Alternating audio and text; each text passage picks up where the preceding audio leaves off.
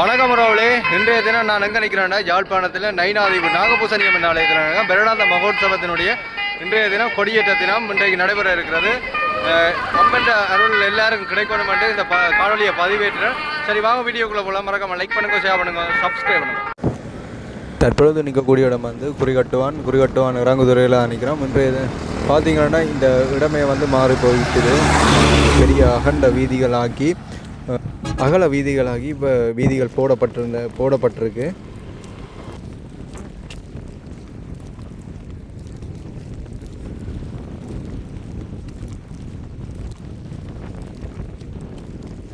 இப்போ வந்து நைனாதி கொடியிட்டம் பார்க்கறதுக்காண்டி வந்து நிறைய பக்தர்கள் வந்து இப்போ போட்டில் எழுதி கொண்டிருக்கணும்.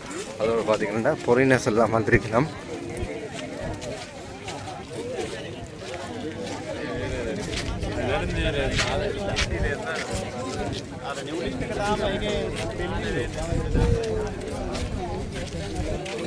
பாருங்க, இந்த மக்கள் வந்து நெடுந்தீவுக்கு போகிறதுக்காக வந்து வரிசை நிற்கிறோம். பார்த்தீங்களா, அங்கேருந்து ஒரு நெடுந்தீவு கப்பல் ஒன்று வந்து கொண்டிருக்குது.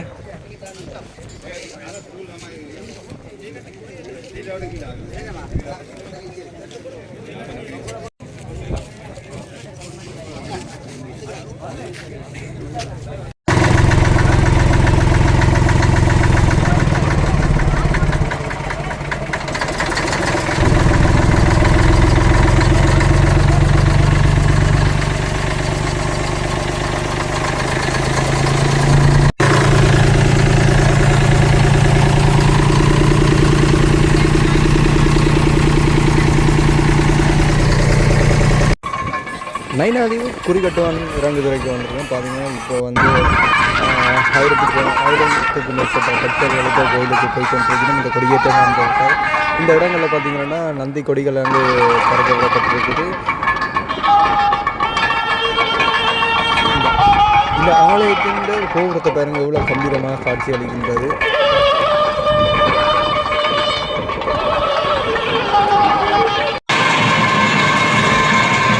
இப்போ நம்ம ஆலயத்தில்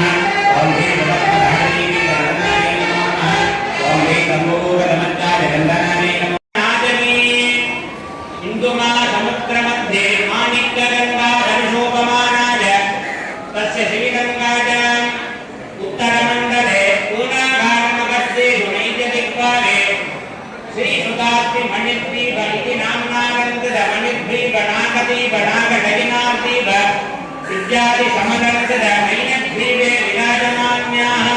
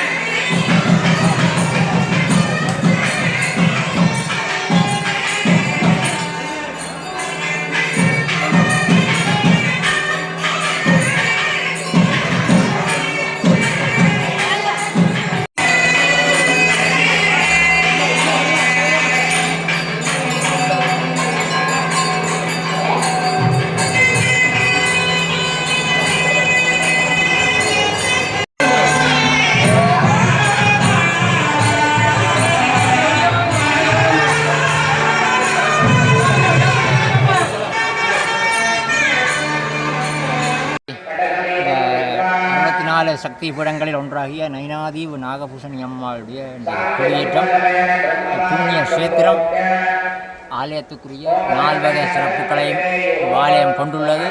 மூர்த்தி, தலம், தீர்த்தம், தல விருட்சம்.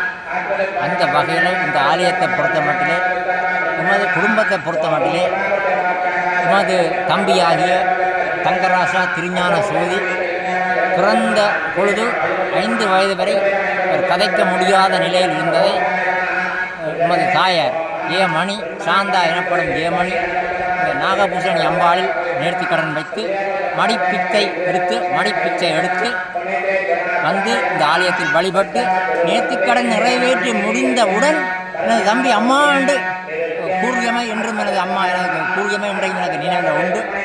அந்த வகையில் இந்த ஆலயத்தை பேர் நான் அறிந்து இந்த மகா கும்பாபிஷேகத்துக்கு வந்து எண்ணெய் காப்பு சாத்தியமே பெருமைக்குரிய விடயம். இந்த அம்மாள் அந்த காலம் எப்படி இருந்தாவோ அந்த வகையில் அந்த பழைய கருவறையில் இன்றும் குனிந்துதான் உள்ளே போக வேண்டும். கருவறையில் மாற்றப்படாது திருப்பணி இடம்பெற்று எண்ணெய் காப்பு சாத்தியமை எனக்கு இந்த வாழ்வில் கொடுத்த பெரும் புகழாக கருதுகிறேன். அந்த வகையில் எனது தாயாரும் இந்த நேர்த்திக்கடன் நேர்த்தியதை சிறு வயதில் எனக்கு கூறியமை இன்று இந்த ஆலயத்தை தரிசிக்க வேண்டும் என்று நான் வந்தனான். அது சந்தர்ப்பமாக கிடைத்திருக்கு. அதேவேளை இன்று இந்த ஆலயம் இங்கே நைனாதேவி நாகபூசணி அம்பாள் கூடி வருகிறார். அதே போல நமது குலதெய்வமாகிய கொடிகண்டி கந்த பெருமானும் இன்று கொடியேற்றம் இடம்பெறுகிறது. அந்த வகையில் இந்த இரு ஆலயத்துக்கும் ஒரு தொடர்பு உள்ளது. இன்று இந்த ஆலயத்திலே கொடியேற்றும் பிரதம குரு அவருடைய பேரன பரமசாமி குருக்கள் கந்தவன் ஆலயத்தில் 82ஆம் ஆண்டு வந்து கொடியேற்றி இந்த ஆலயத்தின் பெருமையை நேரடியாக எங்களுக்கு தெரிவித்தமையும் குறிப்பிடத்தக்கது. அந்த வகையில் இந்த நைனாதி நாகபூசணி அம்பாள் நாகத்தின் கீழ் வீட்டிலிருந்து நாகபூசணியாக அருள்வாளிக்கிறார். அதேவேளை சிவபெருமான் நாகத்தின் கீழ் இருந்து பெரிய தம்பிரானாக அருள்வாளிக்கிறார். பெரிய தம்பிரான் எனும் பெயரில் அருட்கடாட்சம் செய்கிறார். அதேவேளை கண்ணப்பெருமான் நாகத்தின் கீழிருந்து சந்தான கோபாலராக அருள் பாலிப்பதும் கொடுத்து வைத்த விடயம். அது மட்டுமன்றி திருப்பால் கடலை கடைந்த பொழுது மாமேறு மலையை மத்தாகவும் வாசுகி பாம்பினை கடைந்த பொழுது நஞ்சு கக்கி அந்த நஞ்சை சிவபெருமான் உண்டு நஞ்சுண்ட கண்டனாக இந்த நஞ்சை பக்தர்களுக்கு இல்லாது நஞ்சுண்ட கண்டனாக அருள் பாலிப்பதும் எங்களுடைய சமயத்தை பொறுத்தமட்டில் மிக மிக குறிப்பிடத்தக்க ஒரு விடயமாகும். மேலும் இந்த ஆலயத்தின் கருவறை பழைய காலத்தைப் போல சிறிய கருவறையில் காணப்படுகிறது. இந்த கருவறையில் தான் குழந்தை பேறு கிடைக்கின்றது. தாயின் கருவறையில் குழந்தை கிடைக்கின்றது. அந்த வகையில் ஆலய நீங்கள் கண்டுகொள்ளலாம். ஆலயங்களை சுற்றி உள் வீதி வெளிவீதிகளில் மதில் சுவர்களில் வெள்ளை சிவப்பு என்று ஒரு வர்ணம் தீட்டி இருப்பார்கள். அதற்கும் அந்த கருவறைக்கும் தொடர்பு உண்டு. அந்த கருவறையில் குழந்தை பேறு இந்த வெள்ளை சிவப்பு மாறி மாறி வரும் பொழுது பெண்ணினுடைய சுக்கிலம் சிவப்பு நிறம், ஆணினுடைய இது வெள்ளை நிறம், ரெண்டும் மாறி மாறி வந்து அமைந்தது. ரெண்டும் ஒன்று சேரும் பொழுது கருவறையில் குழந்தை பிறக்கின்றது. அந்த கருவறையில் இறைவன் அருள் பாலிக்கின்றார். எக்காரணம் கொண்டும் நாங்கள் கருவறையில் திருத்தம் மேற்கொள்ளும் பொழுது மிக மிக முக்கியமாக கவனத்தில் கொள்ள வேண்டும். அது மட்டுமன்றி ஆகம விதியில் இந்த எமது தலைப்பகுதி கருவறையாக ஆகம விதியில் அமைந்துள்ளது.